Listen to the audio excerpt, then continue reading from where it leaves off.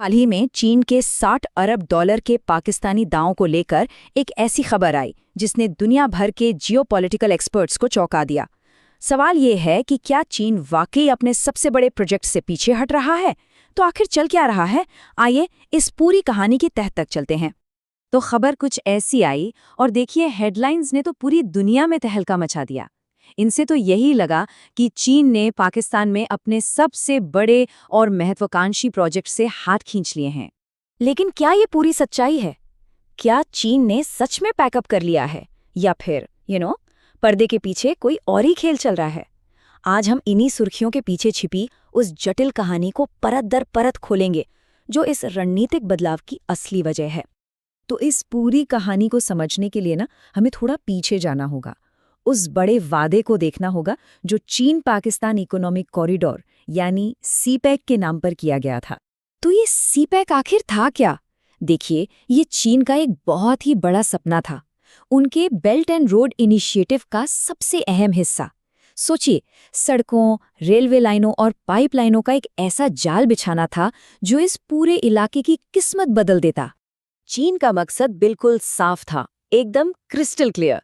उन्हें अरब सागर तक एक सीधा रास्ता चाहिए था, एक ऐसा शॉर्टकट जो मलक्का स्ट्रेट जैसे बिजी और कह सकते हैं पॉलिटिकली सेंसिटिव रास्तों पर उनकी डिपेंडेंसी खत्म कर दे। मतलब हजारों किलोमीटर और न जाने कितना कीमती वक्त बच जाता।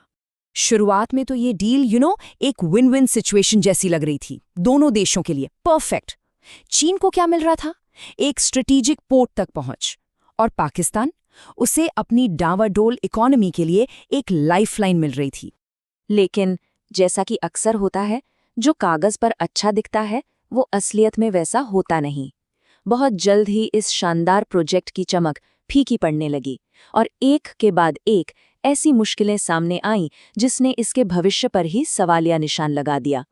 और ये कोई छोटा मोटा प्रोजेक्ट नहीं था, बात हो रही है 60 अरब डॉलर की। इतनी बड़ी रकम दांव पर लगी थी और इसके डूबने का खतरा वो लगातार बढ़ता जा रहा था। तो असल में हुआ क्या? देखिए, 3 बड़ी दरारें थीं जिन्होंने सीपीईसी की नींव को ही हिलाकर रख दिया। पहला, पाकिस्तान में फैला हुआ जबरदस्त करप्शन। दूसरा, लगातार सिक्योरिटी का खतरा। और तीसरा, पाकिस्तान का दिवालियापन, मतलब कर्ज चुकाने की उसकी घटती हुई ताकत। सिक्योरिटी का मसला तो इतना ज्यादा गंभीर हो गया था कि बलूचिस्तान में जो चीनी नागरिक काम कर रहे थे उन पर लगातार हमले हो रहे थे। आप सोचिए, हालात ये थी कि चीनी इंजीनियर्स को काम की साइट तक ले जाने के लिए पाकिस्तानी आर्मी का पूरा काफिला साथ में चलता था। और यहीं से डेप्ट ट्रैप डिप्लोमेसी यानी कर्ज के जाल वाली कूटनीति की बात शुरू हुई। दुनिया भर में ये कहा जाने लगा कि चीन ये सब जानबूझकर कर रहा है। वो पाकिस्तान को एक ऐसे कर्ज के जाल में फंसा रहा है जिसके पीछे एक बहुत बड़ा छिपा हुआ मकसद है। और वो छिपा हुआ मकसद, वो था बलूचिस्तान। बलूचिस्तान के खरबों डॉलर के मिनरल रिसोर्सेज। ऐसा माना जाता है कि चीन का लॉन्ग टर्म प्लान यही था कि जब पाकिस्तान कर्ज नहीं चुका पाएगा तो वो बदले में इन बेशकीमती खदानों पर अपना कब्जा जमा लेगा। तो जब चीन अपने इस लंबे खेल को खेल रहा था और पाकिस्तान कर्ज के बोझ तले दबता जा रहा था, ठीक तभी इस जियोपॉलिटिकल चेस बोर्ड पर एक पुराने खिलाड़ी की एंट्री होती है, अमेरिका। और अमेरिका का तरीका चीन से एकदम अलग था, बिल्कुल उल्टा। उसने ये इंतजार नहीं किया कि पाकिस्तान दिवालिया हो, बल्कि उसने पाकिस्तान के सामने एक सीधा और कह सकते हैं एक ज्यादा फायदेमंद ऑफर रखा। और यहीं पर अमेरिका ने चीन के पूरे गेम को पलट दिया।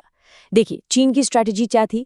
रुको और कब्जा करो। मतलब वो पाकिस्तान के डिफॉल्ट होने का इंतजार कर रहा था। वहीं अमेरिका का ऑफर था, अभी इन्वेस्ट करो और अभी फायदा लो। अमेरिका ने साफ कहा, हम इंतजार क्यों करें, हम अभी पैसा लगाएंगे और सीधे रिसोर्सेज की माइनिंग शुरू करेंगे। और जाहिर है, आर्थिक तंगी से जूझ रहे पाकिस्तान ने इस ऑफर को हाथों हाथ लिया। फटाफट अमेरिका के साथ कई बड़ी बड़ी डील साइन हो गईं। इनमें तेल और गैस की खोज से लेकर ठीक उन्हीं मिनरल्स की माइनिंग तक शामिल थी जिन पर चीन की नजरें टिकी हुई थीं। इस एक मूव ने न सिर्फ चीन के सारे प्लान पे पानी फेर दिया, बल्कि इसने साउथ एशिया के पूरे जियोपॉलिटिकल नक्शे को ही कह सकते हैं फिर से ड्रॉ कर दिया है। इस रिश्ते में जो आखिरी कील ठोकी ना, वो तब हुआ जब चीन ने एक बहुत ही जरूरी रेलवे लाइन के अपग्रेड के लिए $8 अरब का एक्स्ट्रा कर्ज देने से साफ मना कर दिया। ये वही रेलवे लाइन थी जिससे खनिजों को बंदरगाह तक पहुंचाना था। पाकिस्तान के लिए ये एक क्लियर सिग्नल था कि भाई अब दूसरे दरवाजे खटखटाने का वक्त आ गया है। तो आज की सिचुएशन क्या है? सीपेक में चीन से आने वाला नया पैसा करीब करीब बंद हो चुका है। अमेरिकी कंपनियों को पाकिस्तान के सबसे कीमती रिसोर्सेज का एक्सेस मिल गया है और बलूचिस्तान के खनिजों पर कब्जा करने का जो चीन का ग्रैंड प्लान था वो लगभग फेल हो चुका है। हाँ, लेकिन ये समझना भी जरूरी है कि चीन पूरी तरह से पाकिस्तान से बाहर नहीं गया है। ये कोई फुल एग्जिट नहीं है। करीब $25 अरब के जो प्रोजेक्ट पहले से चल रहे हैं वो चलते रहेंगे, पर जो बड़ा स्ट्रेटेजिक गेम था उसकी बाजी अब पूरी तरह से पलट चुकी है। अब इससे पाकिस्तान के लिए एक बहुत बड़ा सवाल खड़ा होता है, क्या ये एक स्मार्ट मूव था? क्या उसने खुद को चीन के कर्ज के जाल से निकालकर अमेरिकी प्रभाव के एक नए जाल में फंसा लिया है, या ये वाकई एक समझदारी भरा कदम है? और शायद सबसे बड़ा सवाल तो भारत के लिए है। क्या चीन के इस दांव का फेल होना भारत के लिए एक स्ट्रेटेजिक विक्ट्री है, या फिर ये इस इलाके में एक नए और शायद पहले से भी ज्यादा कॉम्प्लेक्स ग्रेट गेम की बस एक शुरुआत है?